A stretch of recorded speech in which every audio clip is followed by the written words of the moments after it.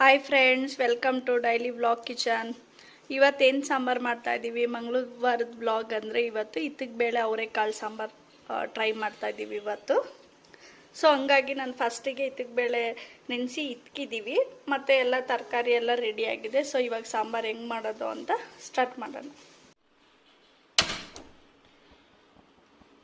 Friends, ಇವಾಗ ಪಾತ್ರೆ ಬಿಸಿಯಾಗಿದೆ. ಇವಾಗ ಆಯಿಲ್ ಹಾಕೊಳ್ಳೋಣ.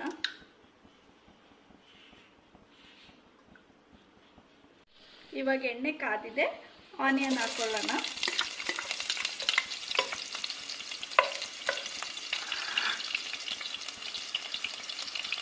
ಬೆಂದಿದೆ. ಇವಾಗ ಅವರೆಕಾಳು ನೆನೆಸಿದ್ದ ಅವರೆಕಾಳನ್ನ ಇಟ್ಕಿದ್ದೀವಿ, ಮತ್ತು ವೆಜಿಟೇಬಲ್ ಕಟ್ ಮಾಡಿಟ್ಕೊಂಡ್ವಿ, ಬದನೆಕಾಯಿ ಮತ್ತು ಆಲೂಗಡ್ಡೆ.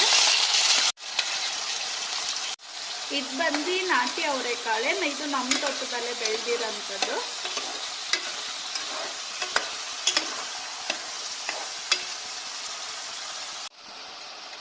ಇವಾಗ ತರಕಾರಿ ಮತ್ತು ಎಲ್ಲ ಬೇಯಕ್ಕೆ ಸ್ವಲ್ಪ ಉಪ್ಪು ಹಾಕೊಳ್ಳೋಣ.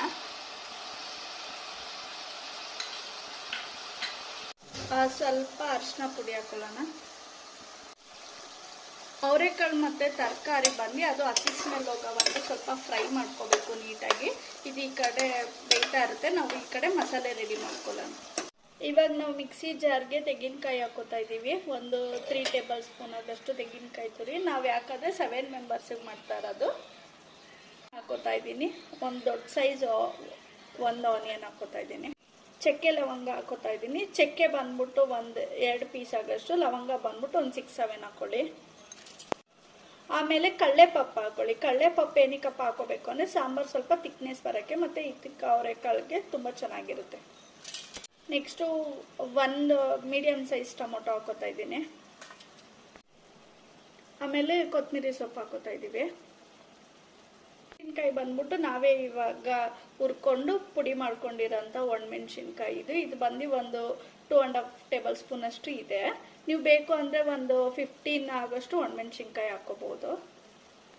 ಇದು 1 ಟೇಬಲ್ ಸ್ಪೂನ್ ಆಗೋಷ್ಟು ಧನಿಯಾ ಪುಡಿ. ಇದು ಮನೇಲೆ ಮಾಡಿರುವಂಥ ಸಾಂಬಾರು ಪುಡಿ. ಇದು ಬಂದು 1 ಟೇಬಲ್ ಸ್ಪೂನ್ ಹಾಕೊಂಡ್ರೆ ಸಾಕು.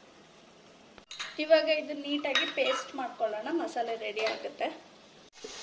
ನೋಡಿ ಫ್ರೆಂಡ್ಸ್, ಇವಾಗ ಎಲ್ಲ ಹಸಿ ಸ್ಮೆಲ್ ಎಲ್ಲ ಹೋಗಿದೆ. ಇವಾಗ ನಾವು ಮಸಾಲೆ ರೆಡಿ ಮಾಡ್ಕೊಂಡಿರೋಂಥ ಮಸಾಲೆನ ಹಾಕೋಬೇಕು.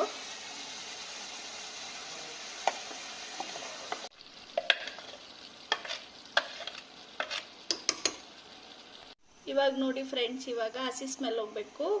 ನಾವು ಪೇಸ್ಟ್ ಮಾಡ್ಕೊಂಡಿದ್ದಂಥ ಮಸಾಲೆದೆಲ್ಲ ಒಂದು 5 ಮಿನಿಟ್ಸು. ಇವಾಗ ಮಸಾಲೆ ಎಲ್ಲ ನೀಟಾಗಿ ಬೆಂದಿದೆ. ಸೊ ಹಂಗಾಗಿ ನೀರು ಹಾಕೊಳ್ಳೋಣ. ಅದೇ ಮಸಾಲೆ ನೀರು ಚೆನ್ನಾಗಿ ಸಾಂಬಾರು ಕುದಿ ಬರಲಿ. ಆಮೇಲೆ ಇಟ್ಕಿದ ಅವರೆಕಾಳನ್ನ ನಾವು ಪಾತ್ರೆಯಲ್ಲೇ ಮಾಡಬೇಕು. ಕುಕ್ಕರಲ್ಲಿ ಮಾಡಿದ್ರೆ ಎಲ್ಲ ನುಣ್ಣಗಾಗೋಗ್ಬಿಡುತ್ತೆ. ಹಂಗಾಗಿ ನಾವು ಪಾತ್ರೆಯಲ್ಲಿ ಮಾಡ್ತಾ ಇದ್ದೀವಿ. ಆಮೇಲೆ ಇನ್ನೇನಪ್ಪ ಅಂದರೆ ಇದು ನೀಟಾಗಿ ಕುದಿ ಬರಲಿ. ಒಂದು 20 ಮಿನಿಟ್ಸ್ ಚೆನ್ನಾಗಿ ಕುದಿ ಬಂದಮೇಲೆ ಆಫ್ ಮಾಡೋಣ. ಈಗ ಮುಚ್ಚಿಡೋಣ.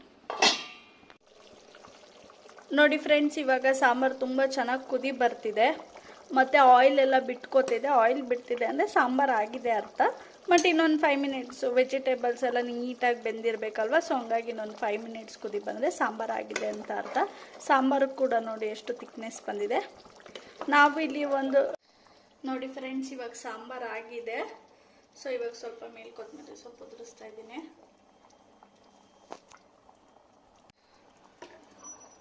ನೋಡಿ ಅವರೆಕಾಳೆಲ್ಲ ನೀಟಾಗಿ ಆಗೇ ಇದೆ. ಫುಲ್ಲು ಜಾಸ್ತಿ ಬೆಂದೋಗ್ಬಿಟ್ರೆ ಚೆನ್ನಾಗಿರಲ್ಲ. ಈಗೆಲ್ಲ ನೀಟಾಗಿ ಆಗಿದೆ. ಸಾಂಬಾರು ರೆಡಿ ಆಗಿದೆ ನೀಟಾಗಿ. ಸೊ ಈಗ ಆಫ್ ಮಾಡ್ಕೊಳ್ಳೋಣ.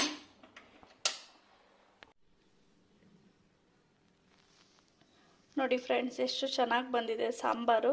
ನೀವು ಒಂದ್ಸಲಿ ಮನೇಲಿ ಟ್ರೈ ಮಾಡಿ ಹೆಂಗೆ ಬರ್ತಿದೆ ಅಂತ ಸಾಂಬಾರು ಒಂದ್ಸಲಿ ಕಮೆಂಟ್ ಮಾಡಿ. ಹಾಗೆ ನೀವು ನಿಮ್ಮ ಫ್ರೆಂಡ್ಸ್ಗೆಲ್ಲರಿಗೂ ಹೇಳಿ, ಶೇರ್ ಮಾಡಿ, ಹಾಗೆ ಸಬ್ಸ್ಕ್ರೈಬ್ ಮಾಡಿ ಪ್ಲೀಸ್. Thank you.